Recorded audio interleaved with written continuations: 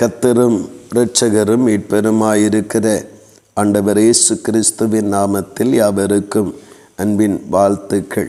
தேவன் தாமே ஒவ்வொருவரையும் ஆசீர்வதித்து இன்னும் அதிகமாய் பெருக பண்ணுவாராக. இந்த நாளுக்குரிய தியான வசனம் எஸ்ராவின் புஸ்தகம் 8வது அதிகாரம் அதன் 28வது வசனம். நீங்கள் கர்த்தருக்கு பரிசுத்தமானவர்கள். இந்த இடத்திலே எஸ்ரா தன்னுடைய கரங்களிலே ஒப்புவிக்கப்பட்ட பொறுப்பை, அந்த உத்தரவாதத்தை மிகவும் நேர்த்தியாக செய்து ஆலயம் கட்டப்பட்ட பின்பு அதற்கு தன்னுடைய ஆசாரியர்களை நியமித்து அதிலே அவர்களுக்கு பொறுப்புகளை வழங்கி கொடுப்பதை நாம் காண முடிகிறது. இந்த இடத்துல திரளான இஸ்ரவேல் ஜனங்கள் அல்லது யூத ஜனங்கள் அங்கே குழுமி இருக்கிறார்கள். ஒரு சிலரை மாத்திரம் கிட்டத்தட்ட ஒரு 22 பேர், முதல் 12 பேர் பின்பு 10 பேர் ஆகிய ஆசாரியர்களை தெரிந்தெடுத்து, விசேஷமாக தெரிந்தெடுத்து ஆலயத்தினுடைய காரியங்களை நடத்துவதிலும் ஆலயத்தினுடைய உடைமைகளை ஒப்பு கொடுத்து காப்பதிலும் நியமிக்கப்படுவதை இந்த இடத்திலே வாசிக்கிறோம். அங்கே சொல்லிவிட்டு அவர்களுடைய உத்தரவாதத்தை நீங்கள் நல்லா வேலை செய்யணும், நீங்கள் நல்லா உண்மையாக இருக்கணும் அப்படின்னெல்லாம் அந்த எஸ்ரா சொல்லாதபடி அவர்கள் யார் என்பதை, அவர்கள் எப்படிப்பட்டவர்கள் என்பதை கர்த்தருக்கு முன்பாக உணர செய்வதை நாம் காண முடிகிறது. அதைத்தான் அந்த வசனத்தில் வாசிக்கிறோம். அந்த பொறுப்புகளை, அந்த பொன் உடைமைகளை எல்லாம், வெள்ளி உடைமைகளை எல்லாம் ஒப்புவித்த பின்பு அவர்களுடைய பொறுப்பு, நீங்கள் யார் என்பதை இந்த எஸ்ரா சொல்லுகிறார். நீங்கள் கர்த்தருக்கு பரிசுத்தமானவர்கள். அப்படி இந்த ஒரு வார்த்தையும் நீங்கள் ஸ்தோத்திரம், அந்த வார்த்தைகளை சொல்ல காரணம் என்னவென்றால், பரிசுத்தம் என்றால் வேறு பிரிக்கப்பட்டவர்கள் அல்லது செப்பரேட் ஒன் என்று சொல்லுவார்கள்.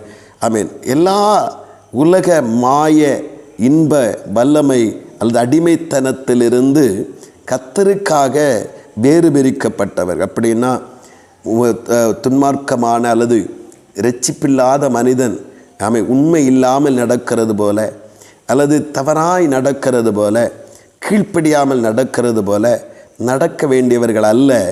நீங்கள் அதிலிருந்தெல்லாம் மீட்கப்பட்டு வேறு பிரிக்கப்பட்டவர்கள் என்று சொல்லி தங்களுடைய அந்த உண்மையான அந்த ஸ்தானத்தை, அந்த அழைப்பை சொல்லிக் கொடுக்கிறார்.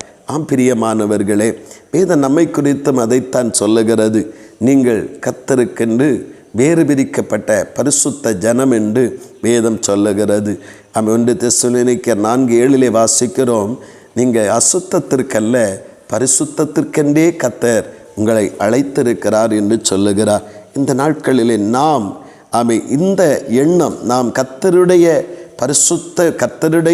பரிசுத்த ஜனம் என்று சொல்லுகிற, அந்த கர்த்தருக்கு சொந்தமான ஜனம் என்று சொல்லுகிற அந்த நினைப்பு, அந்த ஸ்தானத்தை அறிகிற அறிவு இருந்தாலே போதும். நாம் இந்த உலக மாய வல்லமைகளுக்கும் மனுஷிக சுபாவங்களுக்கும் எண்ணங்களுக்கும் மாம்ச கிரியைகளுக்கும் அடிமைப்பட்டு போகாதபடி கர்த்தருடைய உத்தரவாதத்தையும் உண்மையையும் உண்மையாய் புரிந்து கொண்டு நாம் நிலைநிற்கிறவர்கள் மாத்திரமல்ல, அந்த தேவனுக்காக செயல்படுகிறவர்களாக மாறுவோம். அந்த உன்னதமான நோக்கத்திற்காகத்தான் தேவனாகிய கர்த்தர் ஒவ்வொருவரையும் அழைத்திருக்கிறார். நாம் இந்த ஜாதிகளோடு ஜாதிகளாய் கலந்து, அவிசுவாசிகளோடு கலந்து, அந்நிய ஜனங்களோடு கலந்து நாம் ஏதோ ஒரு வாழ்க்கை வாழ்ந்தோம் என்பதல்ல. நாம் கர்த்தருடைய பரிசுத்த ஜனம், தேவனுக்காகவும் தேவனுடைய உடைமைகளுக்காகவும் நிற்க வேண்டிய உத்தரவாதம் உள்ளவர்கள் என்பதை ஆண்டவர் நமக்கு இந்த வசனத்தின் மூலமாய் உணர்த்துகிறார். இந்த உத்தரவாதத்தை உணர்ந்து நாம் வேறு பிரிக்கப்பட்டிருக்கிற தேவஜனம் என்கிற அந்த நினைவிலே நாம் ஒவ்வொரு செயல்களிலும் கர்த்தருடைய கிருபையினாலே அந்த எண்ணங்களோடு கூட, அந்த மேன்மையான எண்ணங்களோடு கூட நடந்து கொள்ளுவோம்.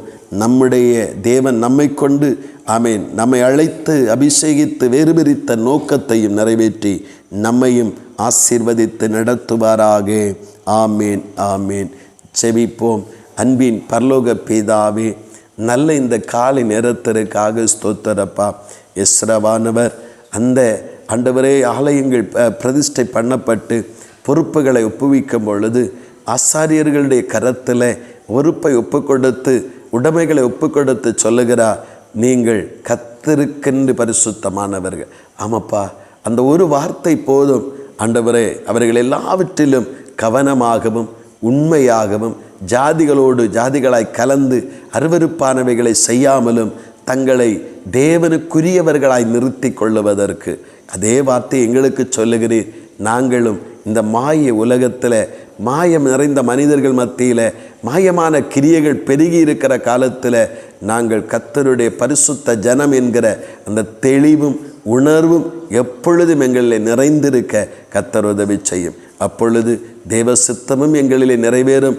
தேவன் எங்களை கொண்டு நிறைவேற்றுகிற காரியங்கள் நிமித்தம் எங்களுக்கு கனமும் மகிமையும் உண்டாகச் செய்கிறேன். அதற்காக ஸ்தோத்திரம். இந்த தெளிவுக்காய் உண்மைக்காய் நன்றி செலுத்துகிறோம். இயேசு கிறிஸ்துவின் மூலம் செபிக்கிறோம் ஜீவனுள்ள நல்ல பிதாவே. ஆமேன், ஆமேன்.